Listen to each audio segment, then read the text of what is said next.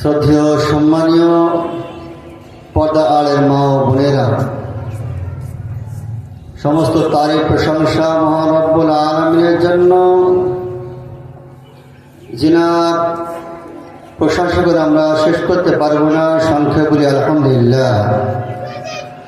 অতঃপর বিশ্ব মানবতা মহান নেতা নবিকুল শিরোমণি নবী মুহাম্মদুর রাসূলুল্লাহ সাল্লাল্লাহু আলাইহি ওয়াসাল্লামের প্রতি লাখ কোটি দুরূদ ও সালাম বর্ষিত হোক। আল্লাহুম্মা আমিন। আল্লাহুম্মা সাল্লি আলাইহি, আল্লাহুম্মা বারিক আলাইহি। আমি আপনার সম্মুখে কোরআন থেকে নিয়ে সূরাতুল আনআম, এই সূরা থেকে একটা আয়াত পাঠ করেছি এবং হাদিসও থাকবে। কোরআন এবং হাদিসকে সম্মুখে রেখে আমি আপনাদের সম্মুখে কিছু কথা বলবো। আপনারা সেগুলো শ্রবণ করবেন এবং মানার চেষ্টা করবেন। ওমা তৌফিক ইল্লা বিল্লাহ, আলাইহি তাওয়াক্কালতু ইলাইহি উনীব। সম্মানীয় মা ও বোনের, ভাই ও বাপজিরা, আমি একটা বিষয় নিয়ে আলোকপাত করতে চলেছি, আলোচনা করতে চলেছি। সেটা হচ্ছে আপনার কবর। কবর জায়গাটা কেমন, কবর কি? আমরা তো সকলকে কবরে দিয়ে চলে আসছি, কবরে রেখে চলে আসছি।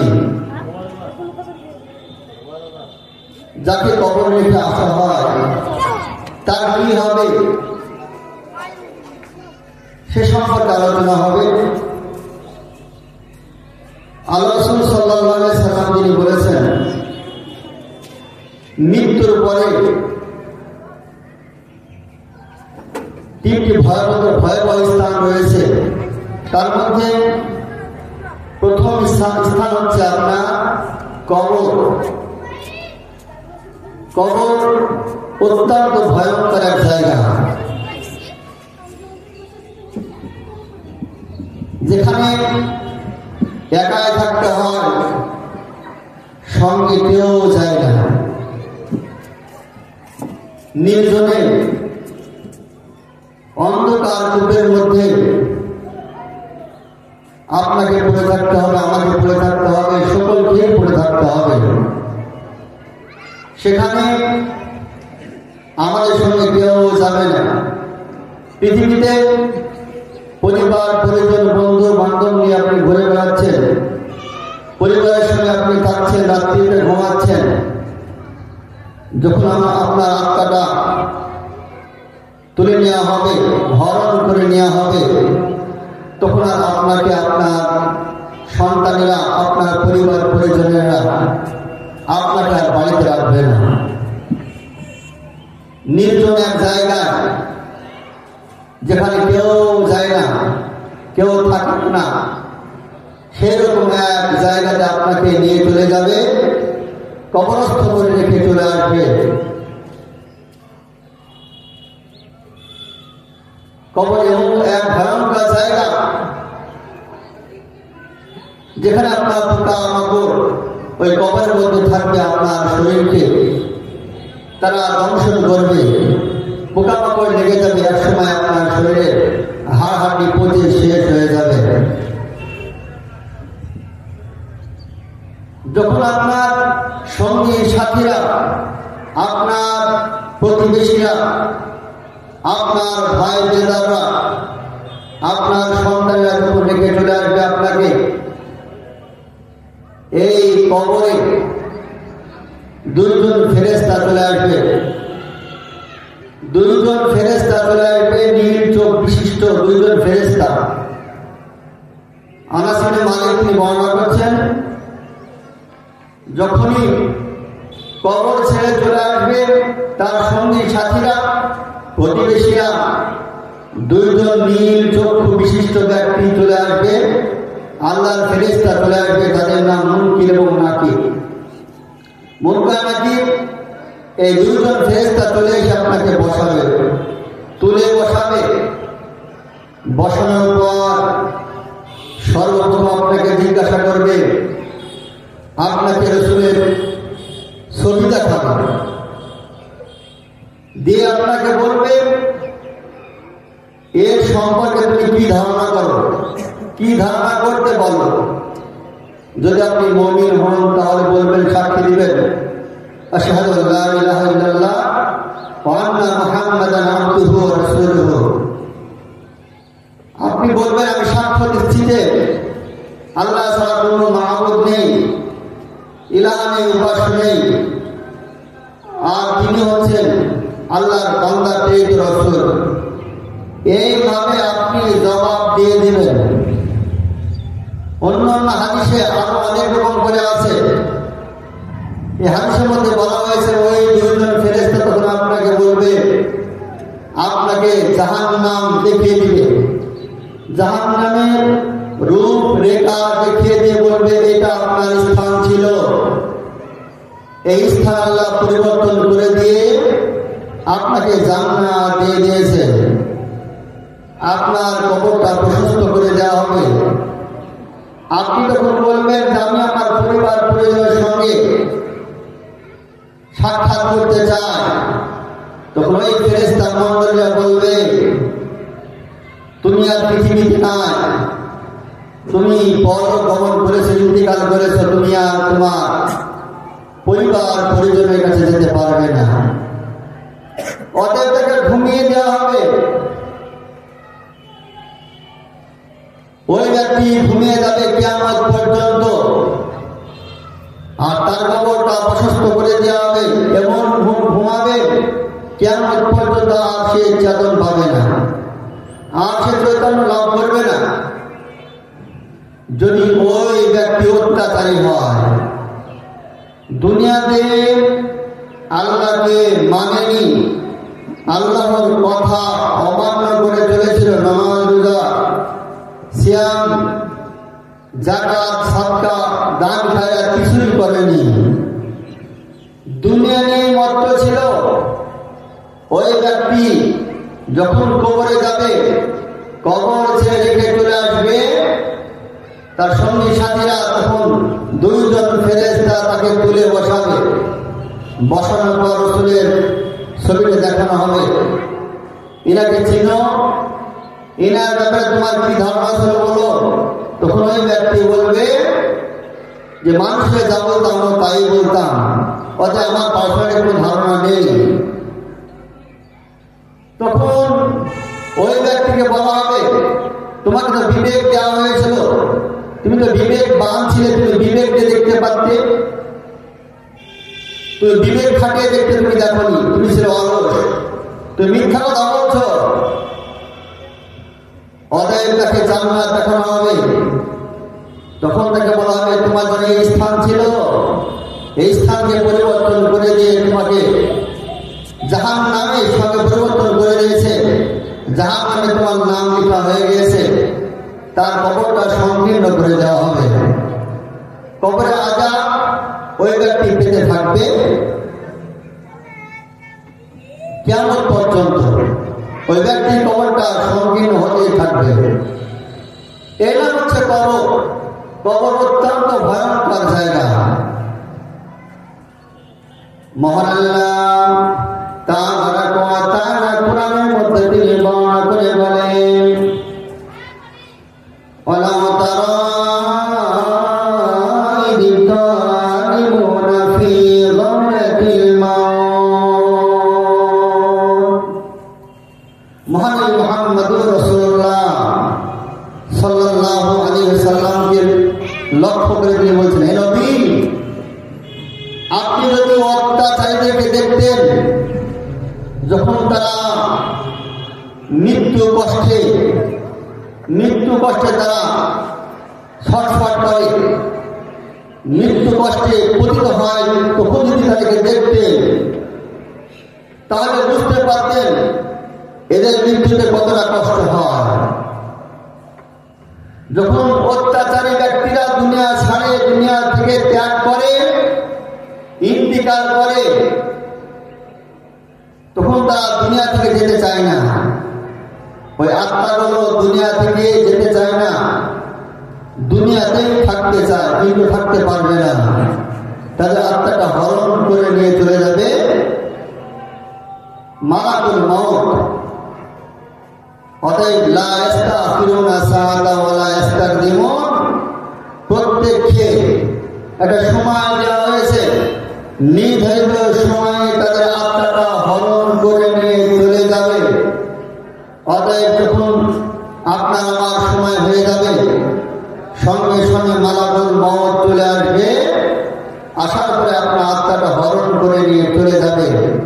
কেউ রক্ষা করতে পারবে না।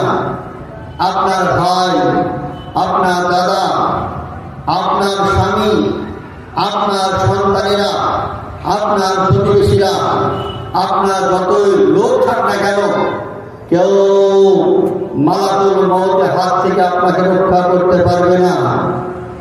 আপনি পড়ে থাকবেন মৃত্যুর শয্যায় শায়িত। আপনার চারি সাইডে আপনার সন্তান, আপনার বোন, আপনার ভাই, আপনার স্বামী, আপনার মা, প্রতিবেশীরা বসে থাকবে, চেয়ে চেয়ে তারা দেখবে আপনার মনটা কিভাবে আপনার আত্মাটা হরণ হচ্ছে, কেউ বাঁচাতে পারবে না। যখন মালাকুল মউত বেঈমান অত্যাচারে আত্মা হরণ করবে, তখন তাদের অবস্থা কি হবে? তাদের আত্মাটা আপনার লুকাতে থাকবে শরীরে, এদিক ওদিক সেদিক, বাহির হতে চাইবে না। তখন মালাইকা বলবে, ওয়াল মালাইকাতু বাসিতু আইদিহিম আখরিজু আনফুসাকুম আল-ইয়াওমা তুজজাউনা আযাবাল হুন বিমা কুনতুম তাকুলুনা আলাল্লাহি গায়রিল হাক্ক ওয়া ইন কুনতুম তাস্তাগফিরুন।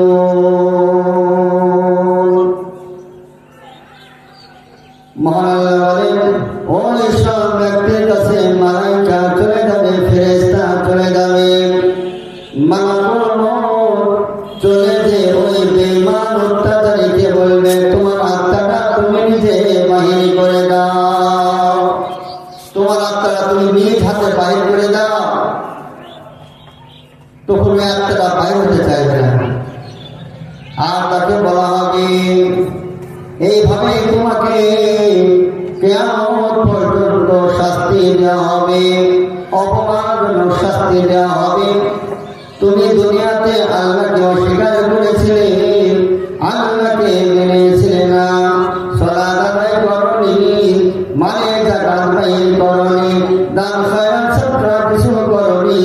অতএব তোমাকে এইরকম ভাবে অপমানজনক শাস্তি তোমাকে ভোগ করতে হবে।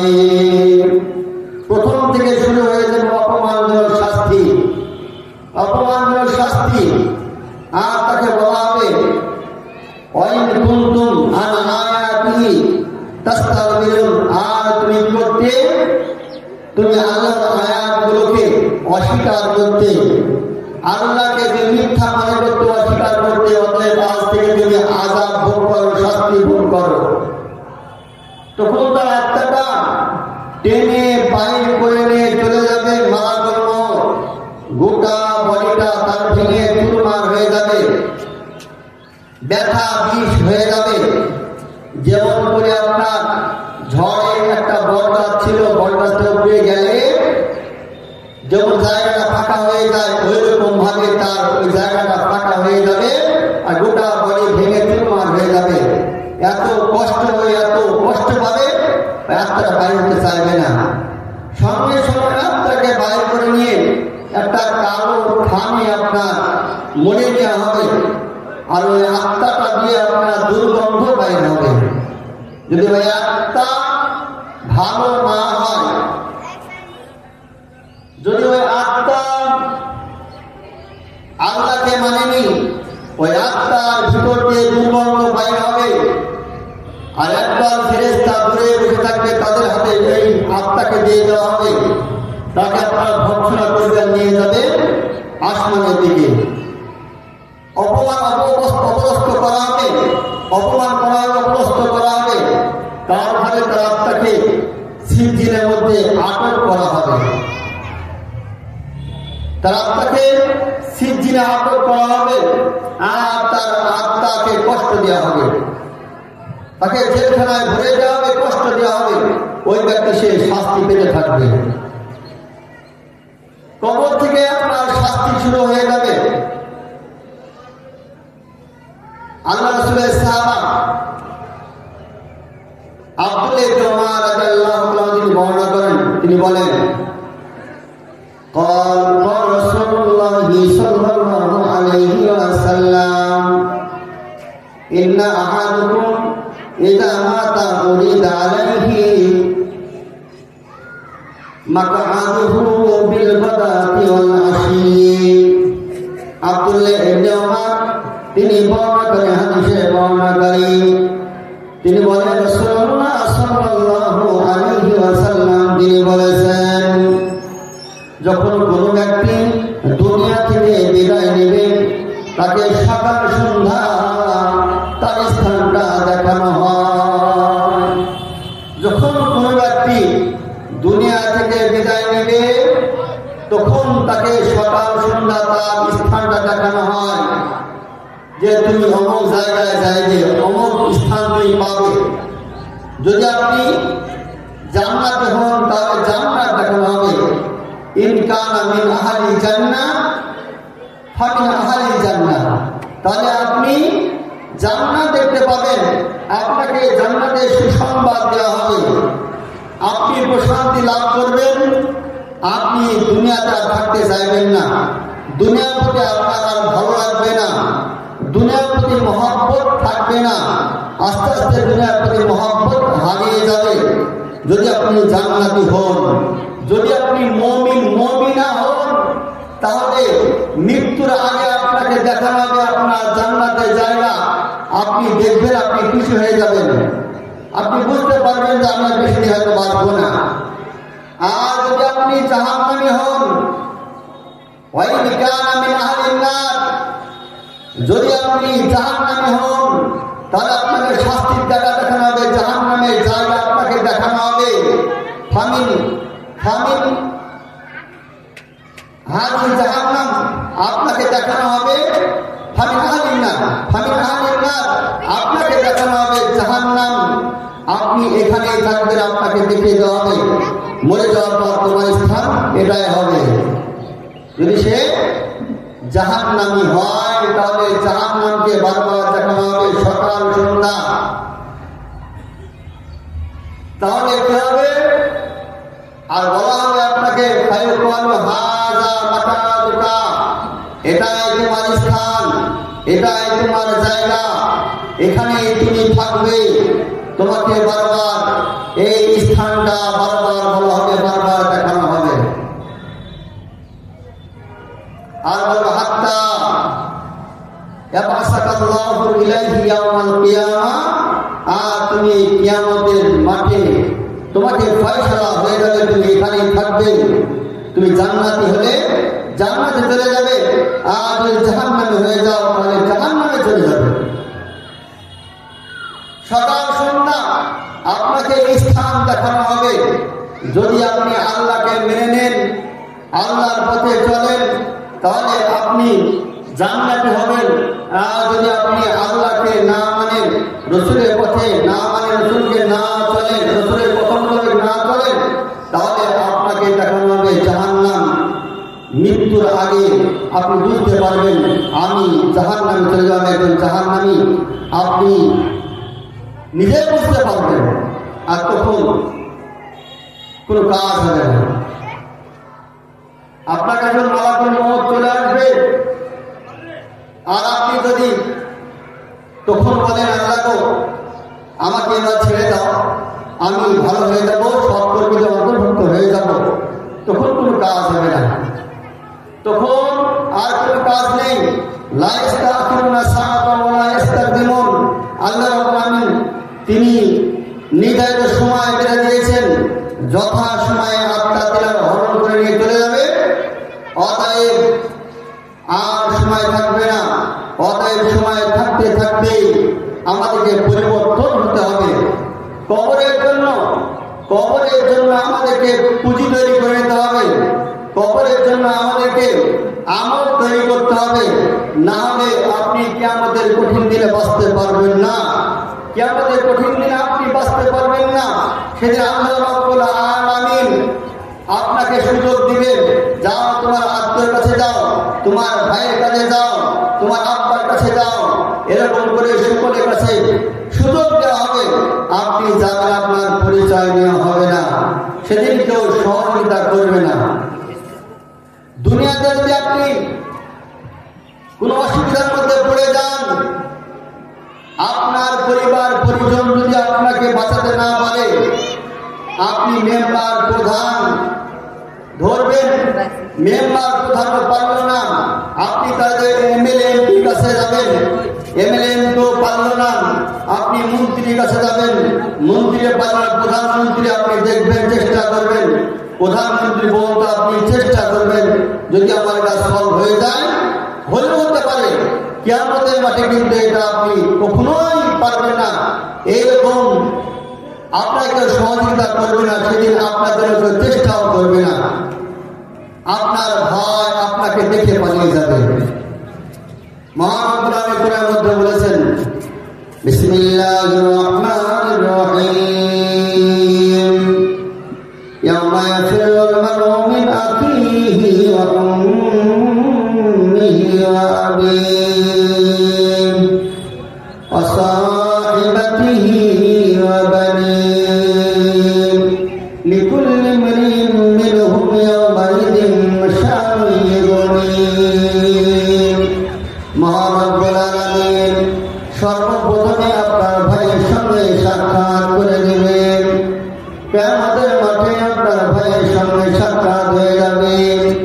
আপনি আপনার ভাইকে দেখে আপনি আনন্দে শুনতে থাকবেন, আর তার কাছে যে বলবেন, ভাইজান আমি একটা নেকি অসুবিধার মধ্যে পড়ে গিয়েছি, একটি আমার নেকি লাগবে, যদি তুমি আমাকে একটি নেকি দিয়ে দাও, একটি পুণ্য দিয়ে দাও, তাহলে আমি জান্নাতে চলে যেতে পারবো। ওই ভাই আপনাকে দেখে সঙ্গে সঙ্গে পালাতে আরম্ভ করবে। কেমন ভাবে পালাবে, কেমন ভাবে পালাবে? যেমন আপনি দুনিয়াতে বাঘ দেখলে মানুষ যেমন পালিয়ে যায়, দুনিয়াতে রাস্তায় বাঘ দেখেছে, আর বাঘ দেখে যেমন ওই রাস্তা ছেড়ে পালিয়ে যায়, ভয় এরকম ভাবে আপনাকে দেখে ছুটতে আরম্ভ করবে। কোন পরিচয় নেবে না। আপনার আব্বাও তাই করবে, আপনার মাও তাই করবে, আপনার সন্তানেরাও তাই করবে, কেউ পরিচয় নেবে না। দুনিয়াতে সবাই আপন। আপনি অসুবিধার মধ্যে পড়ে গিয়েছেন, আপনাকে উপকার করতে পারে। কিয়ামতের মাঠ এত ভয়ঙ্কর হবে, এত ভয়ঙ্কর হবে, সেদিন আপনার পরিচয় কেউ নিবে না, কেউ সহযোগিতা করবে না, সাহায্যের হাত বাড়িয়ে দিবে না। প্রথমে যদি আপনি কবরে আটকা পড়ে যান, তাহলে সব জায়গাটা আপনার কঠিন হয়ে যাবে। কবর, তারপরে আপনার হাসর, তারপরে তুলসিরা, সব জায়গা আরো কঠিন কঠিন কঠিন হয়ে যাবে। কবর থেকে বাঁচতে হলে আপনাকে আপনার ভালো আমল তৈরি করতে হবে। আপনার আমলে সলাৎ থাকতেই হবে। আপনার আমল যদি সলাৎ না থাকে, তাহলে আপনি কবর থেকে বাঁচতে পারবেন না। প্রথম প্রশ্নে আপনি আটকে যাবেন। তারপরে আপনার সিয়াম থাকতে হবে, তারপরে মানে যাকাত, তারপরে আপনার হজ, দান, খায়রাত, এগুলো থাকতে হবে। এগুলো যদি আপনার আমলে না থাকে, আপনি বাঁচতে পারবেন না। কিয়ামতের কঠিন দিনে সেটা আপনি বাঁচতে পারবেন না। আপনি মনে করছেন, আমার স্বামী, আমার সন্তান আমার বাড়ি থেকে এত টাকা দিয়ে দিল, আমি কেন দান করব? আমি কেন দান করব? আমার স্বামী দিয়েছে, আমার সন্তান দিয়েছে, আমার আব্বা দিয়েছে, আমি আবার কেন দান করব? আমি তো বলেছি আপনার সম্মুখে, কিয়ামতের কঠিন দিন এমন ভয়ঙ্কর হবে, সেদিন আপনার কেউ পরিচয় নেবে না। সেদিন আপনার আমল থাকতে হবে। আপনি এটাই আল্লাহ রাব্বুল আলামিন দেখবেন। আপনার স্বামী কি করেছে, আপনার ভাই কি করেছে, আপনার আব্বাজান কি করেছেন, আপনার সন্তানেরা কি করেছে, এটা দেখা হবে না, আপন আপন আমল নামা দেখা হবে। সেদিন আপন আপন আমল নামা দেখা হবে। যার আমলের পাল্লা ভারী হয়ে যাবে, যার নেকির পাল্লা ভারী হয়ে যাবে, সেদিন সে ডান হাতে আমল নামা পেয়ে যাবে। ডান হাতে আমল নামা পেতে হলে দুনিয়াতেই আপনাকে পরিবর্তন হতে হবে।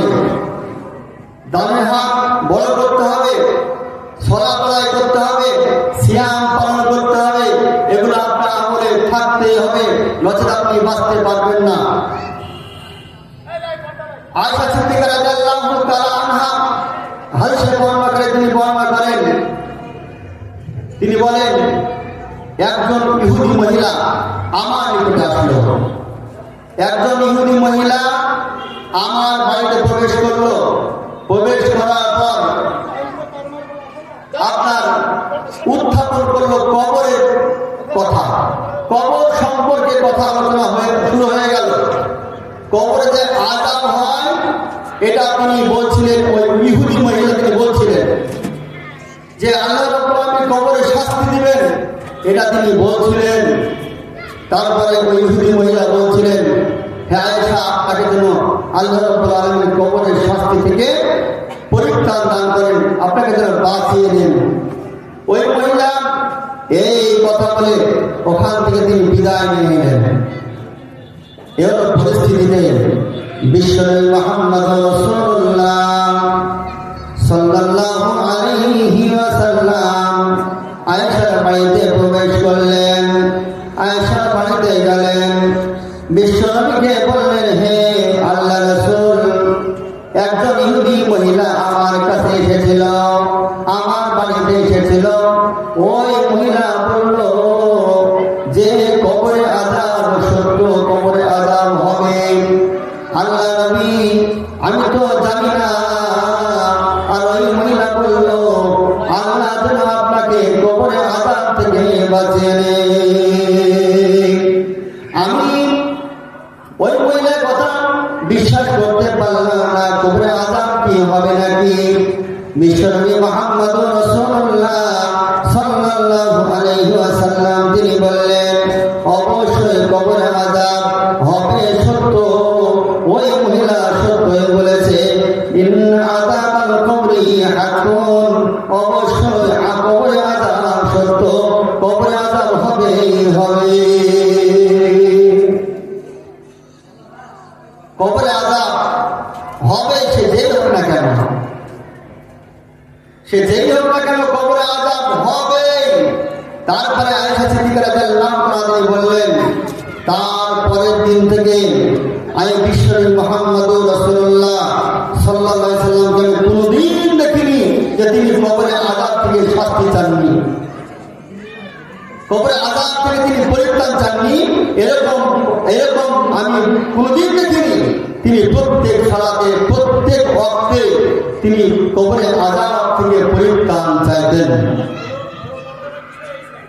একদিন বিশ্বনবী মুহাম্মদ রাসূলুল্লাহ সাল্লাল্লাহু আলাইহি ওয়াসাল্লাম তিনি এবং সাহাবারা চলে যাচ্ছেন বানু নাজ্জার গোত্রের একটি বাগানের পাশ দিয়ে। এবার বাগানের পাশ দিয়ে যাচ্ছেন, হঠাৎ করে রসুলের খচ্চরটা লাফ দিয়ে উঠল। রসুলের খচ্চরটা লাফ দিয়ে উঠল, এমন ভাবে লাফ দিয়ে উঠল খচ্চরটা যেন রসুলকে ফেলে দেবেন, এইরকম অবস্থা হয়ে গেল। তারপরে ওখানে দাঁড়িয়ে গেলেন, দেখছেন পাশে কয়েকটা কবর, 5টা-6টা কবর ওই বাগানের সাইড দিয়ে আছে।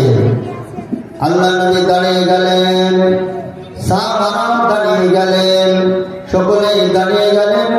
বিশ্বনবী মুহাম্মদ রাসূলুল্লাহ সাল্লাল্লাহু আলাইহি ওয়াসাল্লাম তিনি বললেন, হে আমার সাহাবারা, তোমরা কি চিনো এই ব্যক্তিদেরকে? এই কবরগুলো কাদের? আল্লাহ নবী সাহাবাদের মধ্যে একজন সাহাবা বললেন, হে আল্লাহর রাসূল, আমি জানি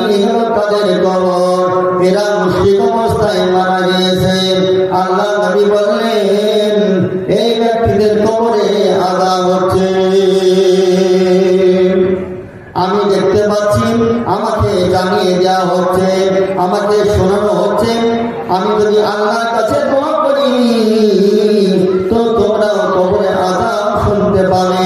আমি এই ভয়ে আমি তোমাদের জন্য দোয়া করছি না, এই ভয়ে যে যদি তোমরা কবরে আযাব দেখে নাও, যদি তোমরা কবরে আযাবকে দেখে নাও তাহলে তোমরা তোমাদের ভাইকে, তোমাদের পিতাকে, তোমাদের বোনকে, তোমাদের সন্তানকে কবরে থেকে তোমরা কোনদিন কবর দেবে না, কবর দেওয়া থেকে দূরে থাকবে।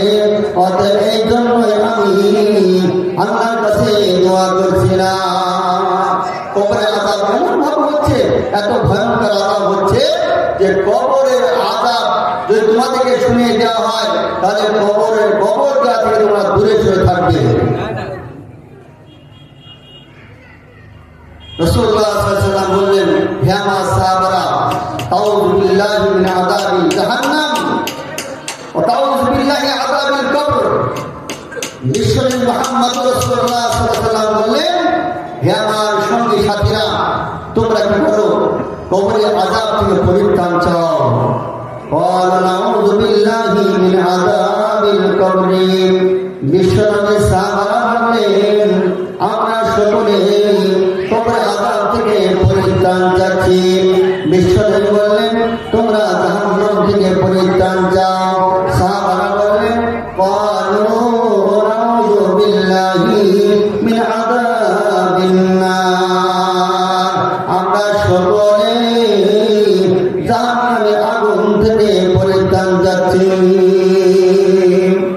আল্লাহ রাসূল বললেন, তোমরা দুনিয়ার ফিতনা থেকে পরিত্রাণ চাও।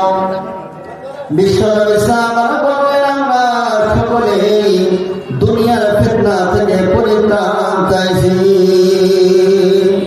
তাহলে আমাদেরকে প্রত্যেক দিন প্রত্যহ কবরে আযাব থেকে পরিত্রাণ চাইতে হবে।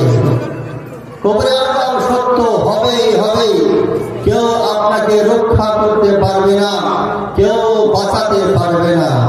রাসূলের সাহাবা উসমান গনি রাদিয়াল্লাহু তাআলা আনহু, তিনি বিখ্যাত সাহাবা, তিনি তৃতীয় খলিফা ছিলেন, বিখ্যাত একজন সাহাবা। তিনি কবর দেখলেই কান্না করতেন, কবর দেখলেই তিনি কান্না করতেন, কান্নায় ভেঙে পড়তেন। এমন ভাবে কান্না করতেন যে তিনার চোখ দিয়ে আপনার পানি গড়িয়ে তালি ভিজে মুখ ভিজে যেত। একদিন আপনার তিনার সঙ্গে সাথীরা তাকে জিজ্ঞাসা করলেন, হে ওসমান, আপনার সম্মুখে যখন জাহান্নাম এবং জাহান্নাম সম্পর্কে আলোচনা করা হয় তখন তো আপনি এত কান্না করেন না, তখন তো আপনি কান্না করেন না। যখন আপনার সম্মুখে কবর সম্পর্কে আলোচনা করা হয়, যখন আপনি কবর দেখেন, কবরের সম্মুখে গেলে আপনি এত কান্না করেন কেন?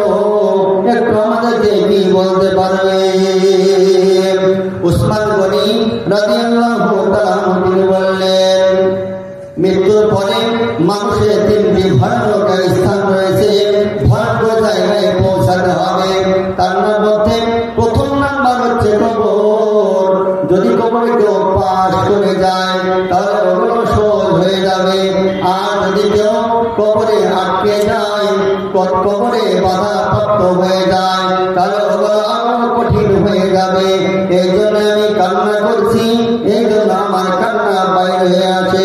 আমি আল্লাহর কাছে দোয়া করি, আল্লাহ তুমি কবরটা আমার জন্য সহজ করে দিও, আমি যেন কবরে আটকে না যাই, কবরটা যেন আমি পেরিয়ে যাই, কবর থেকে যেন আমাকে পরিত্রাণ দেওয়া হয়।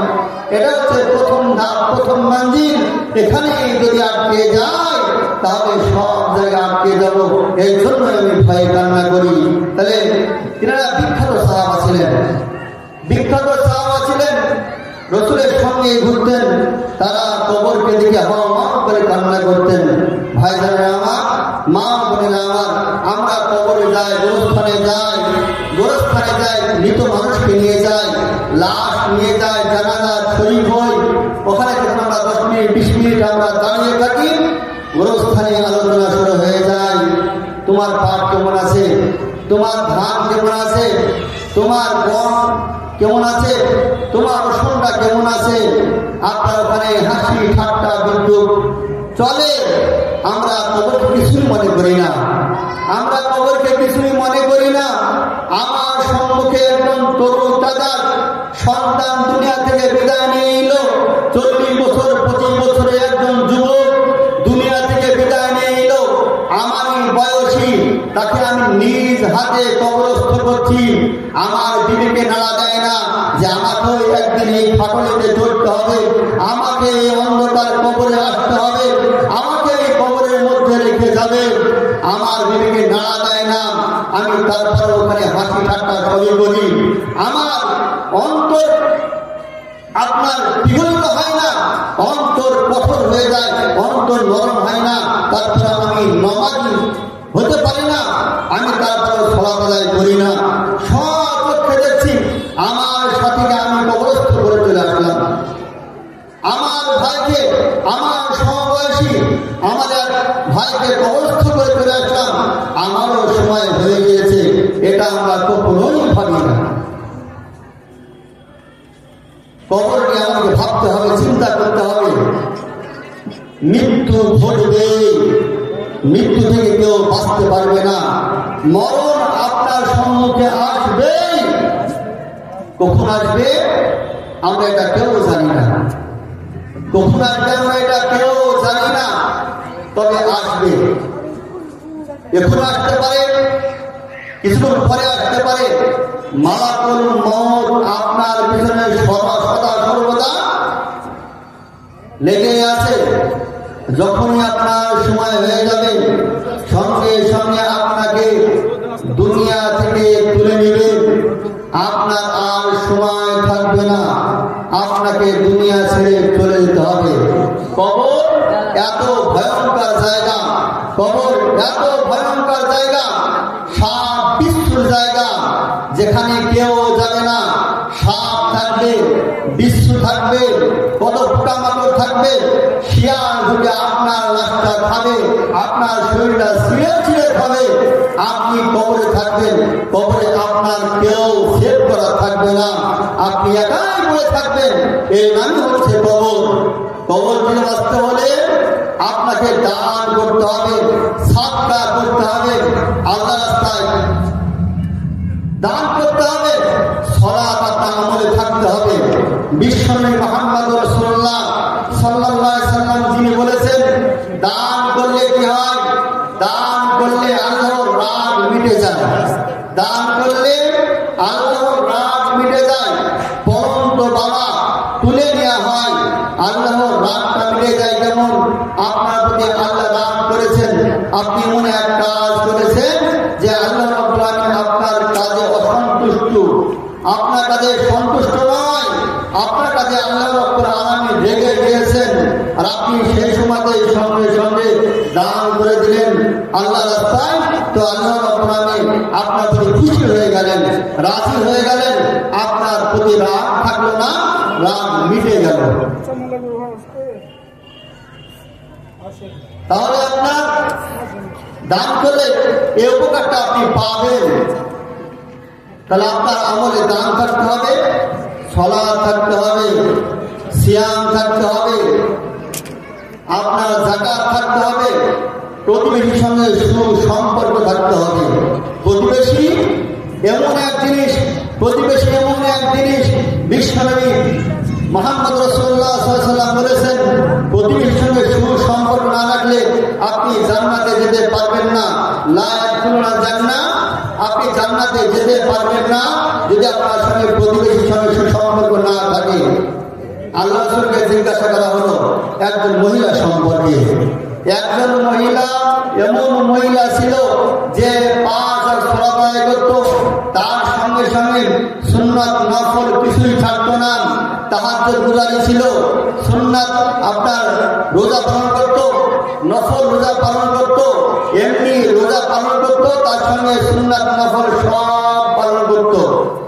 রাসূলের সাহাবা একজন এসে রাসূলকে বললেন, হে আল্লাহর রাসূল, একজন এইরকম মহিলা, তার আমল খুবই ভালো, খুবই ভালো, অধিক নামাজি, অধিক সিয়াম পালনকারী, কিন্তু তার ভাষা ঠিক না, কর্কশ ভাষী, তার কথায় প্রতিবেশী অসন্তুষ্ট থাকে, তার কথায় প্রতিবেশী শান্তি থাকতে পারে না, অশান্তি থাকতে সবসময় রূঢ় কথা, রূঢ় মেজাজ, কঠিন মেজাজ, কড়া মেজাজের কথা বলে।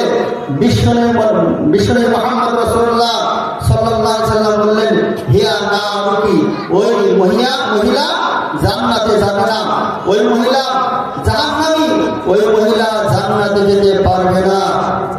আপনার মধ্যে নমনীয় ভাব থাকতে হবে, আপনার মধ্যে রূঢ় স্বভাব থাকবে না, নরম স্বভাব হতে হবে, প্রতিবেশীর সঙ্গে সুসম্পর্ক রেখে চলতে হবে।